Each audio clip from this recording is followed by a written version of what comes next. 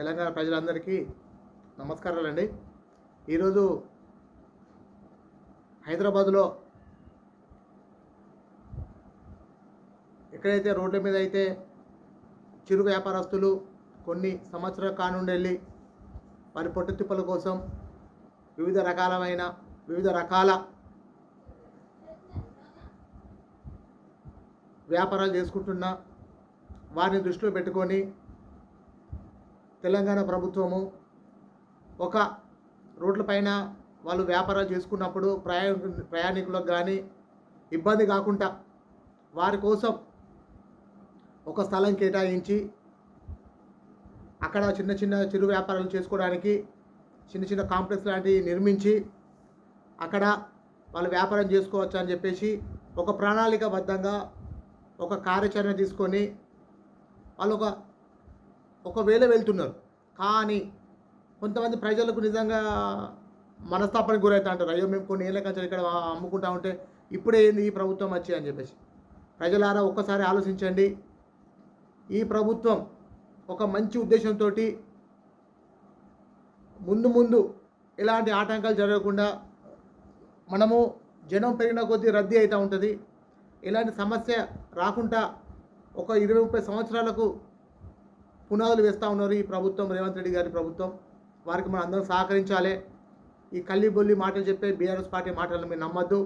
ఈరోజు హైదరాబాదులో హరీష్ రావు ఆయన ఏదో పలగొట్టినట్టుగా, వారు పరిపాలించిన 10 సంవత్సరాలలో అప్పుడు ప్రజలు లేనట్టుగా ఇప్పుడే ప్రజలు ఉన్నట్టుగా, ఆ ప్రజలకు వాళ్ళన్ని సౌకర్యాలు కల్పించినట్టుగా రోడ్ల మీదకి వచ్చి ప్రజలు రెచ్చగొట్టే విధంగా చేస్తున్న హరీష్ రావు తస్మత్ జాగ్రత్త.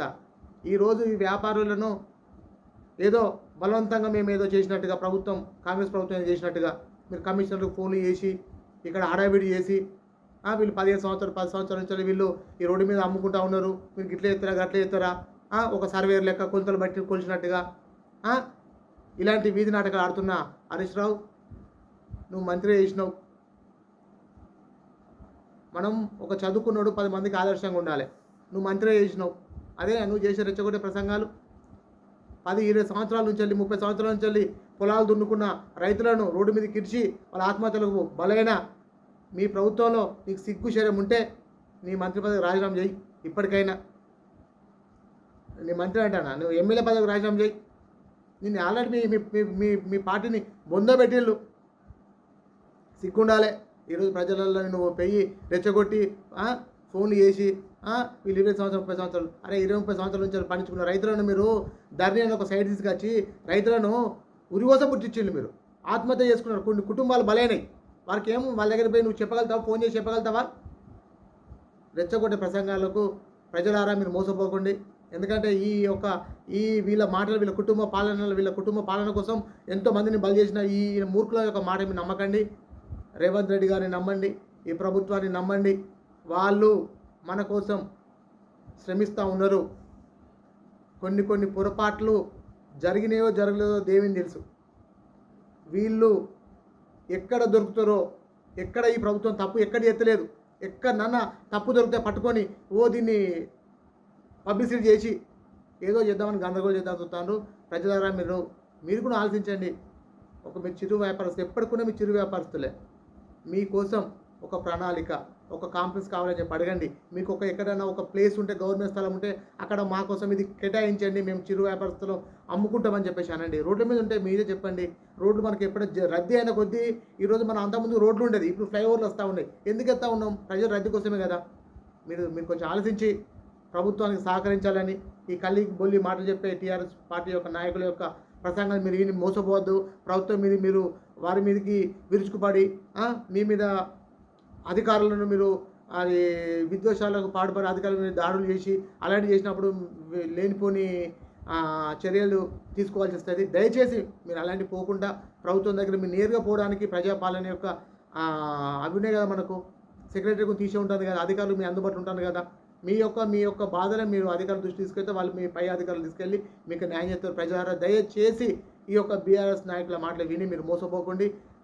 ఇటు ఒక పక్క కేటీఆర్, ఒక పక్క హరీష్ రావు, వీళ్ళు ఎన్ని పొక్కి బొర్రాలు చేసినా ఈరోజు మా హైదరాబాద్లో మా ఆర్ఎంపీల మీటింగ్ల గురించి పోయి రెచ్చగొట్టి ప్రసంగాలు చేసిండు. అవునే మీకు సిగ్గుశరం ఉంటే మీ ప్రభుత్వంలో మాకు ఎందుకు సర్టిఫికెట్లు? ఈ ఆర్ఎంపీలు ఇప్పుడే మీకు గుర్తుకొచ్చిందా? మీ సంవత్సరాలు మీకు కలిసిందా మీరు ఎవరినన్నా? మీరు ఎన్ని చెప్పినా మీ మాటలు బట్టి మీకు ఓటేసే ప్రసక్తి ఉండదు. ఏదున్నా మేము కాంగ్రెస్ పార్టీతో మేము చర్చించుకుంటాం. మాకు ఏదైనా మంచి జరగాలన్నా చెడు జరగాలన్నా వాళ్ళతో మేము న్యాయం చేసుకుంటాం. మీ మాటలు నమ్మలేదు. ప్రజలారా, ఈ యొక్క బీఆర్ఎస్ మాటల్లో మీరు నమ్మకండి, నమ్మి మోసపోకండి. అప్పటికే మనం 10 సంవత్సరాలు చూసినాం. ఎంత ఆంధ్రప్రదేశ్లో ఉన్నదానికంటే విపరీతమైన మనం నరకయాతన ఈ యొక్క బీఆర్ఎస్ ప్రభుత్వం చూసినాం. ఇప్పుడే మనం వచ్చి ఒక 12 మాసాలు అవుతా ఉన్నది, 13 మాసాలు అడుగు పెడతా ఉన్నాం. దయచేసి వీళ్ళు మాట్లాడి కాంగ్రెస్ పార్టీని ఎంతగానో వీళ్ళు బదనాం చేద్దామని చూస్తున్నారు. వీళ్ళ మాటలు మనం లోన్ అయ్యి దయచేసి మోసపోకనని చెబుతూ, నా పేరు అరకిల సుమన్, 2వ డివిజన్ కాంగ్రెస్ పార్టీ. జై కాంగ్రెస్.